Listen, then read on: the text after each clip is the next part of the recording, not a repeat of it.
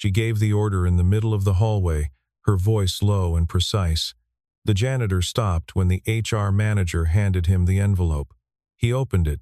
He read it. He folded it back along its original crease, tucked it into his front pocket, and looked up at Morgan Ashford for exactly 1 second. Then he nodded, turned the cart toward the service elevator, and left without a word. Behind Morgan, mounted on the wall above the reception desk, a steel blue logo caught the afternoon light, the letter 5, curved and clean, designed by a man whose name was now on that envelope. Caleb Hartwell drove south on North Tryon Street with both hands on the wheel and the radio off. The city moved past the windows in the way it always did after midnight, quieter than it pretended to be during the day.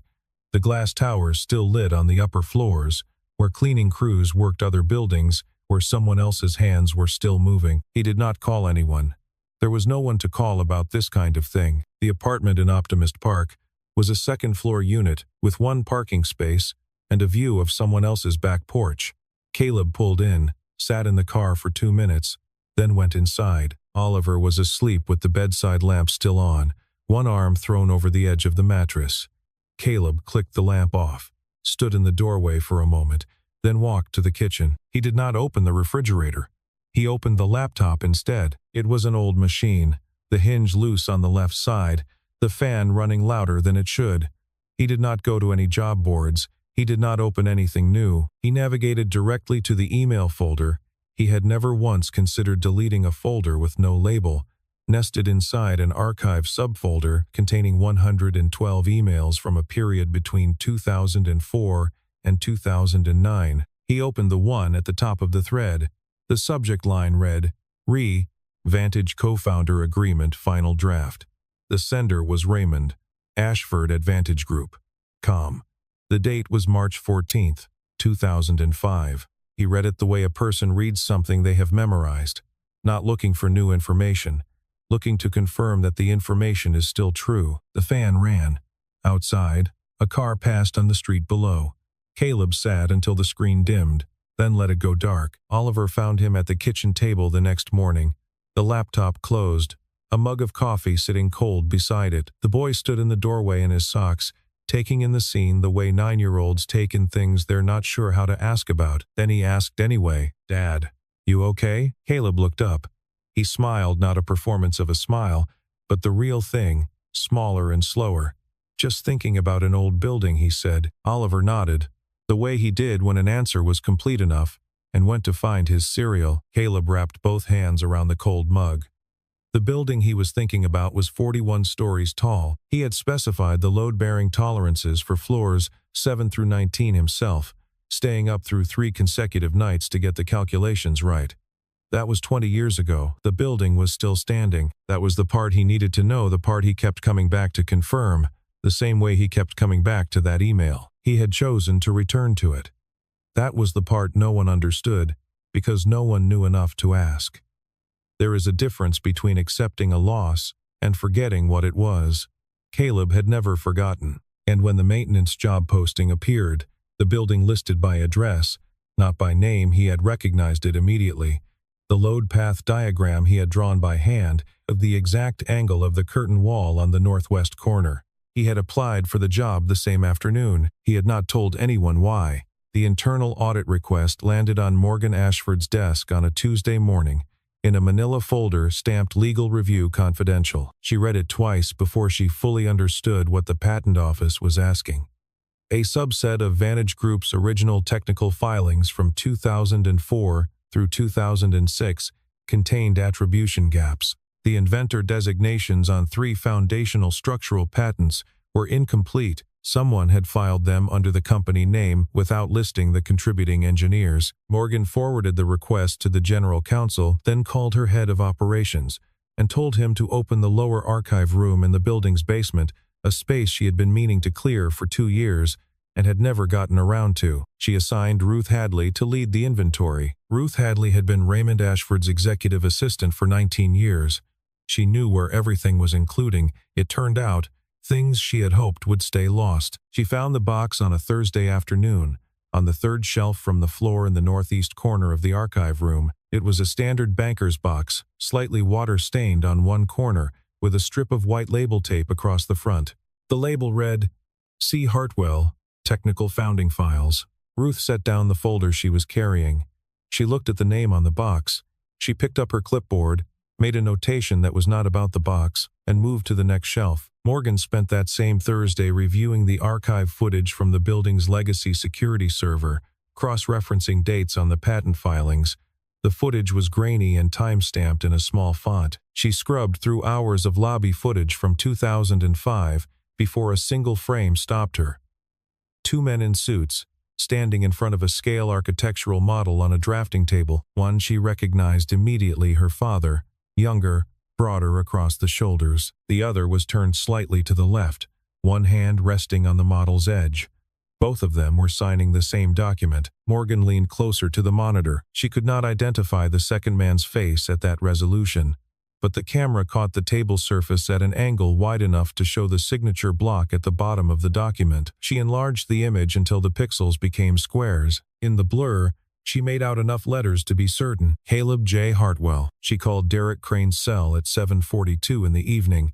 He picked up on the second ring. That name, she said without preamble, doesn't appear anywhere in our founding records, but I'm looking at archive footage from 2005, and he's standing next to my father signing what looks like a founding document. There was a half-beat pause. That name doesn't appear in any current record, Derek said, because it was resolved before the company's formal incorporation. Every founding document that matters has been filed correctly. That's not what I asked, Morgan. His voice was even. The archive project is a legal formality. Don't let the footage distract you. She hung up. She sat at her desk for a long time. Then she pulled up the termination file from the previous week 3 routine HR closings. She paged to the third. Standard separation paperwork. The reason code, conduct, proximity to restricted meeting space. The employee name, Caleb J. Hartwell. Morgan read the name again. She read it a third time.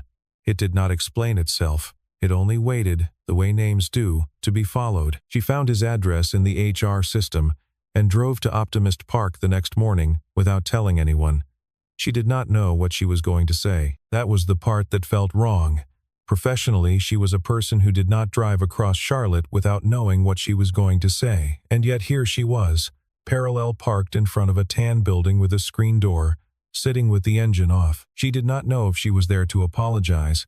She told herself it was professional. She was not certain that was true. She knocked. The man who opened the door was wearing a gray Henley and work boots unlaced at the top. He looked like none of the things she had imagined on the drive over, not aggrieved, not calculating, not waiting for something. Behind him, a boy of about 9 stood in the hallway holding a library book with a spaceship on the cover. "Would you like to come in, Miss Ashford?" Caleb said. She had not introduced herself. Inside, the apartment was small and uncluttered, with the particular order of a space where someone has learned to make do with exactly what's available. Engineering texts on the counter, a materials science reference, spine worn at the top. On the wall beside the refrigerator, pinned with 3 pieces of tape, was a large, hand-drawn schematic. Morgan moved toward it before she thought to stop herself. The lines were precise.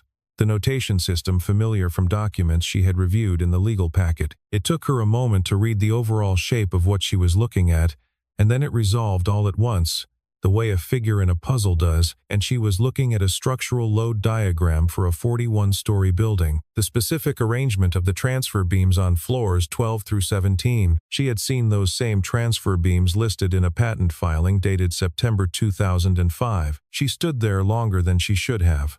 Long enough that Caleb noticed her noticing. "Why were you working in that building?" she asked. Caleb set 2 mugs on the table and poured tea from a pot that had been sitting ready.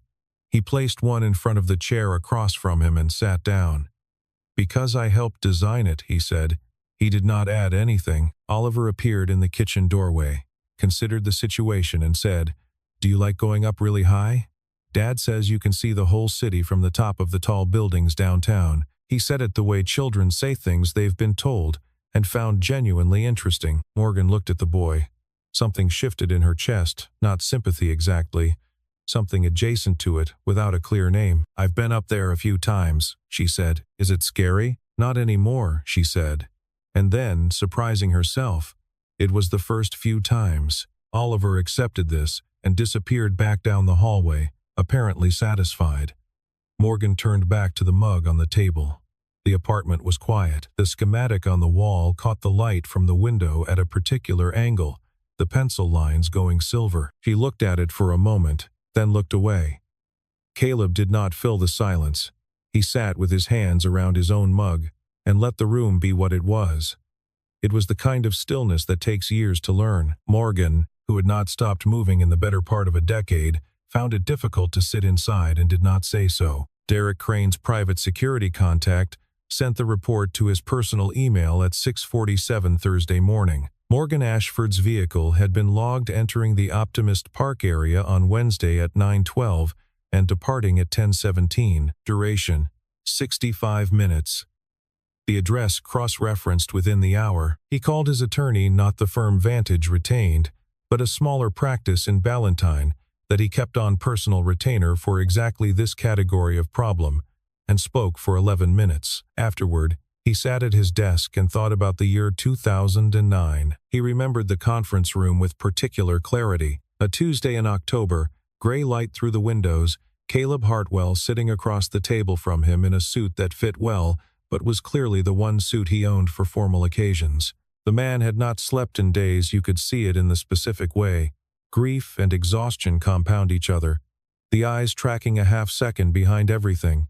His wife had been dead for 18 days. There was a 9-month-old at home with a neighbor. Derek had slid the NDA across the table and explained its terms in the most reasonable voice he had.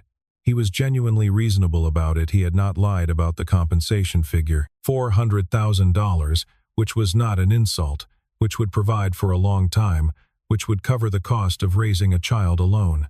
Caleb had read the document for 20 minutes without speaking. Then he had signed it. Derek had known, even then, that the man was not choosing. He was surviving. There is a difference, and Derek had known the difference, and he had made the calculation anyway. He had told himself it was necessary, that the company needed clarity, that a contested founding was a liability, that Caleb's silence was the cleanest solution for everyone. He had believed this, or believed it enough. In the years since, he had not thought about it often.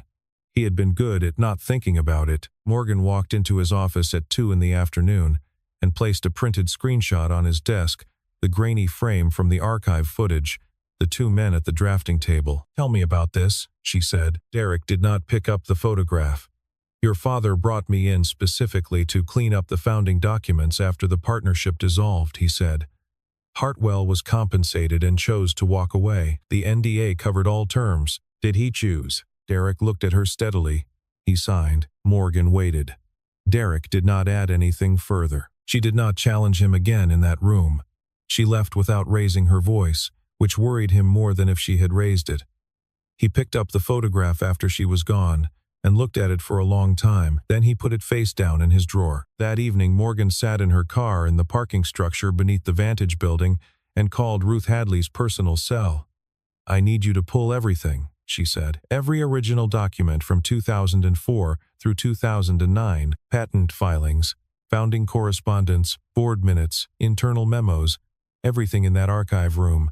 I'll have a locked cabinet brought in for it." "Everything," Ruth repeated. "Everything." Ruth was quiet for a moment.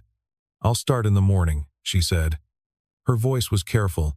It was the voice of a woman choosing her steps on uncertain ground. Ruth brought the box up on a Friday, setting it on Morgan's conference table. Her eyes went to the window as she placed it down, and stayed there. Morgan opened the lid. The files inside were organized with a precision that belonged to someone who had expected to need them again, not filed hastily, not shoved in after the fact, but sorted by date and cross-referenced with colored tabs. The handwriting on the folder labels was small and angular, technical. The topmost folder contained a series of emails, printed and paper-clipped in chronological order. Two men working through problems late at night, one focused on the financial architecture of a new company, the other on the physical. The name in the CC line of every significant thread was the same: Caleb J. Hartwell, Senior Technical Partner. The patent filings were beneath the emails. The original application drafts, before they had been resubmitted under the company name alone, listed two inventors: Raymond Ashford, Caleb J. Hartwell. Morgan drove to Optimist Park for the second time without calling ahead. When Caleb opened the door, She held the box out to him. "I think you should have these back," she said. He looked at the box. He did not take it immediately. The pause stretched long enough that she wondered if she had miscalculated, if coming here was the wrong move, if he would see it as a gesture that cost her nothing. Then he stepped back and let her in. She set the box on his kitchen table. He looked at it the way a person looks at something they stopped letting themselves want. "Where did you find them?" he said. "Archive room, northeast corner. Third shelf from the floor." He nodded slowly. Raymond always filed things he couldn't throw away. He sat down. She sat across from him. He told her without preamble, in the tone of someone reporting facts rather than asking to be believed. They had started Vantage in Raymond's garage in 2004. 2 people, no staff, operating out of cardboard boxes. Raymond handled the investors, the relationships, the contracts. Caleb handled the engineering, the design, the technical due diligence that made the business credible to anyone who looked closely. They had been equal partners in everything that mattered. His wife's name was Elena. She was killed by a driver running a red light on a Tuesday morning, 11 days before Oliver's first birthday. He was in the hospital when it happened. He had been awake for 31 hours when Derek Crane called to discuss the terms of a separation. "I couldn't fight," he said. "Not as an excuse, as a fact. I had a 9-month-old. I had a funeral to plan. I signed what they put in front of me, and I took what they offered." He paused. "I came back to work in the building because I still wanted to be near the thing we built." He said it without self-pity. It landed in the room like something that had been true for a long time and was only now being said aloud. Morgan sat with it. She did not try to fill the space. When she stood to leave, she gathered herself to say something adequate in acknowledgement. A start, and found she did not have the right words for the full weight of it. So she moved toward the door, and he walked behind her. And as she reached the threshold, he said quietly, "Your father was a good man, Miss Ashford. Even when he made the wrong call." She stopped. Her hand was on the doorframe. She did not turn around. She stood there for a moment, holding that sentence where it had landed, and then she walked out. Ruth Hadley arrived at Morgan's office at 7:14 on a Monday morning, before the administrative assistants, before the analysts, before anyone who would have noticed her being there. She closed the door behind her, which was something she had never done in the 31 years she had worked in this building. Then she sat down across from Morgan and put her hands flat on the desk. "I need to tell you something," Ruth said. "I should have told you years ago. I'm telling you now because I think what I know has consequences, and I've been carrying it long enough." Morgan waited. Ruth had been Raymond Ashford's assistant when he received his diagnosis. 12 months after his first cardiology appointment, when it became clear that the prognosis was not improving, Raymond had contacted an estate attorney, not the firm that handled Vantage's corporate matters, but a private practitioner in Myers Park, whom he had known personally for decades. He met with this attorney 4 times in the final 6 months of his life. Ruth had scheduled all 4 appointments. In those meetings, Raymond had been revising the company's founding documentation. He had been attempting to restore Caleb Hartwell's name and his share to the official record of Vantage Group's origin. He had wanted to transfer a portion of the founding equity, held in a trust mechanism, back to Caleb. He had wanted to do this before he died. He ran out of time. The final document was in draft form when Raymond had his stroke. It was never signed. Derek knew, Ruth said. He had a contact in the attorney's office. He knew Raymond was trying to reverse what had been done. After the funeral, when everything went through the estate process, that draft was never mentioned. It wasn't included in the legal filings. It was as though those 4 meetings never happened. Morgan was very still. "Your father told me once." Ruth paused, choosing the words the way she had rehearsed them. "Perhaps many times, I owe Caleb a debt I can never fully pay." He said it to me in this office 2 months before he died. He wasn't speaking abstractly. "Does Caleb know?" Morgan said. "About the draft? About any of this?" Ruth shook her head. Then she reached into the interior pocket of her blazer and placed a sealed envelope on the desk. The envelope was cream-colored, with a return address in her father's hand. On the front, in Raymond Ashford's careful cursive, "Caleb. He wrote this before the last hospital stay," Ruth said. "He gave it to me with instructions to mail it. I held it. I told myself I was protecting the family, the company. I told myself it was better for everyone.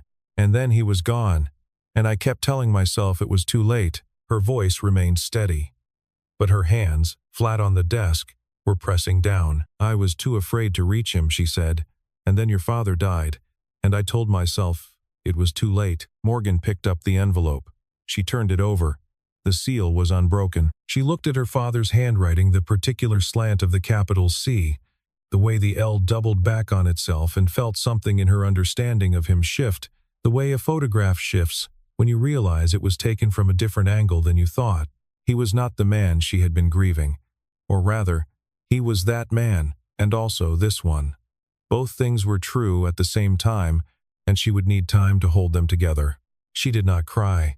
She set the letter down carefully, the way you set down something that belongs to someone else. The board meeting convened at 9 a.m. on a Wednesday, in the 41st floor conference room, with the full Charlotte skyline behind the windows. Morgan had called it 48 hours in advance, under the standing clause that allowed the CEO to convene emergency sessions for matters of fiduciary concern. She had not specified an agenda beyond that phrase. Derek Crane arrived with his usual composure and found the room already half full. Morgan presented the material without narration. She placed the documents on the conference table in sequence and let the board members read. The founding email chains, the original patent applications with both names, the archive footage screenshot, Raymond's undelivered letter to Caleb, a written account from Ruth Hadley, signed and notarized the previous afternoon, a summary from the estate attorney's office confirming that 4 consultations regarding equity revision had taken place and that the resulting draft had not been finalized before Raymond Ashford's death. She did not editorialize. She let the sequence speak. Derek spoke for 9 minutes. He was skilled at this, at taking a complicated situation and reducing it to the cleanest available legal summary. The NDA was valid. The compensation had been accepted. Caleb Hartwell had no remaining legal claim against the company under any instrument currently in effect. Whatever Raymond may have intended, intention was not instrument. The company had no liability. Morgan let him finish. Then she said, "This isn't about legal obligation. This is about what's right." One of the board members, the chair of the audit committee, a woman who had been on the board since before Morgan was named CEO, said, "Morgan, you're asking us to rewrite 30 years of corporate history." "I'm asking you to correct it," Morgan said. "Those are different things." The vote was 7-2 in favor of opening an independent investigation into the handling of Vantage's founding documentation and the circumstances of the 2009 NDA. The investigation would be conducted by an outside firm with no prior relationship to Vantage's general counsel. Derek stood when the result was announced. He buttoned his jacket. He walked out of the conference room with his face arranged, but not quite arranged enough. There was something around the eyes, a tightening, that Morgan noticed and chose not to name. She drove to Caleb's apartment that afternoon. He opened the door and she handed him the envelope. She said, "This was meant for you. I'm sorry it's 15 years late." She had rehearsed other things to say on the drive over. When she got there, none of them seemed necessary. Caleb took it.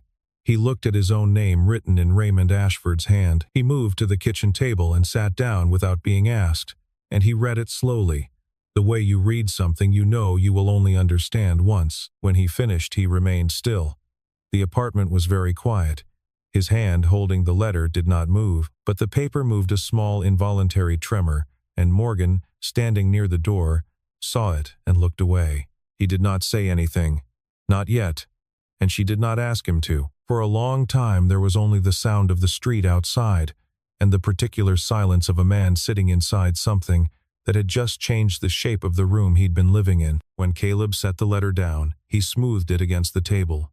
Flat, careful. The way you press something you want to last. He was trying to fix it, he said.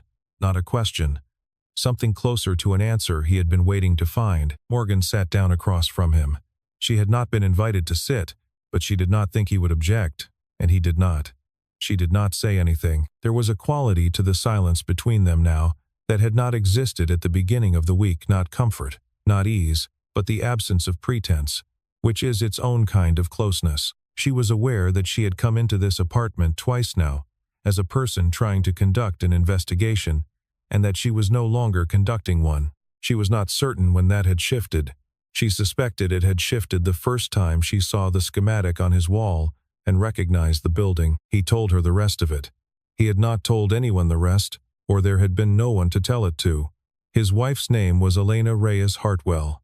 She had wanted 3 children. She had been 31 years old. When she died, he had stood in the hospital and felt the entire architecture of the life he'd been building give way beneath him in a single instant, the structural load transferred from a foundation that no longer existed. He signed the NDA because he needed to eat, because Oliver needed to eat, because there was a next day and a day after that, and survival is not the same thing as living, but it is its prerequisite. I came back to that building, he said, because I built it to last. I just needed to know it did. He looked out the window at the back of the building across the alley. Morgan watched the side of his face. Then she asked something she had not planned to ask. "What do you want now, Caleb?" It was the first time she had called him that.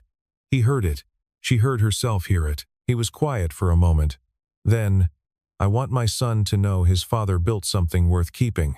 The front door opened and Oliver came in from school, backpack still on, shoes on the wrong feet, which he didn't bother fixing anymore because they were worn enough to fit either way. He stopped when he saw Morgan at the table. "Oh," he said.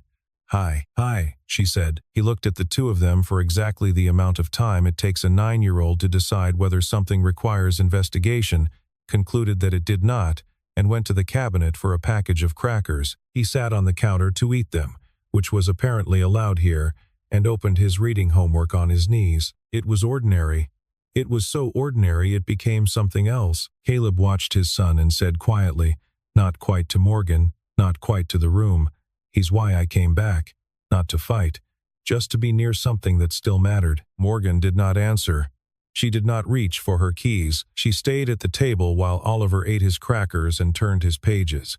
And outside the window the light shifted toward evening, and none of them moved to end the afternoon. The independent investigation took 3 weeks and 2 days. The firm delivered its findings in a 40-page report that Morgan read in one sitting on a Sunday morning, the building otherwise empty, the Charlotte skyline flat and bright in the October light. The findings were unambiguous.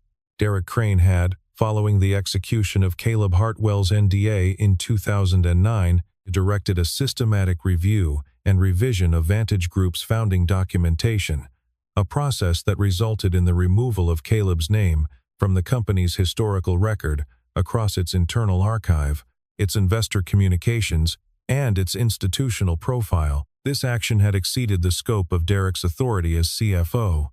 It had not been disclosed to the board. It constituted a material breach of his fiduciary obligations. The board met again. They voted 8-1. Derek Crane was in his office when Morgan came to inform him, which she did herself, without an HR representative present, because she was the kind of person who believed certain things should be done by the person with the authority to do them. She told him clearly and without ceremony. He listened. He asked 2 procedural questions about the timeline of his access to company systems. She answered them. He nodded and said he understood. He did not argue. He did not offer any final version of the story he had been telling for 15 years. He took the elevator down alone. No one on the floor made a point of watching.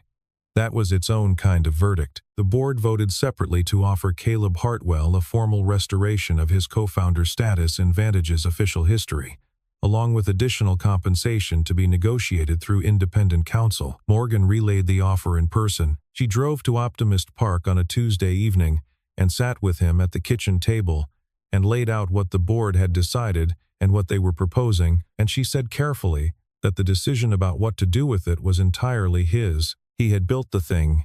The board was not the one who got to decide what that was worth. He thought about it for a week. They met in the hallway on the 32nd floor deliberately. This time, not coincidentally, Morgan had come to update him on the investigation's conclusion, and they walked the length of the corridor without particular destination, both looking down at Charlotte through the floor-to-ceiling windows and the city arrayed below in its ordinary afternoon business. Neither of them was in a hurry to reach the end of the hall. That was itself a new thing. For most of the past 3 weeks, every time they had been in the same room, there had been somewhere to get to. "I fired you in this hallway," Morgan said. "You didn't know," Caleb said. She was quiet for a moment. "I should have asked first." He considered this. "Most people in your position wouldn't have." She didn't know if it was a compliment. She didn't think it was only that. She didn't ask for clarification. And the hallway continued past them, and the city below continued its business, and neither of them moved to fill in what had been left open. Caleb agreed to the restoration of his name in the company's official founding history. He declined any executive position. He accepted an engagement as independent technical consultant on a specific project.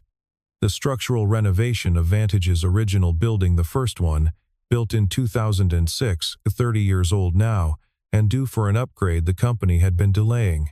He signed the consulting agreement on a Thursday morning and walked out into a mild October day feeling lighter than he could account for, like a load had been redistributed. He told Oliver that evening, simply, "I helped build a building a long time ago.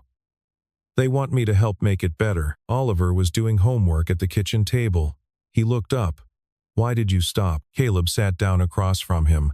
"I was tired," he said, "but I'm not anymore." Oliver looked at him for a moment, with the particular scrutiny of a 9-year-old evaluating a statement for truth. Then he nodded and went back to his worksheet.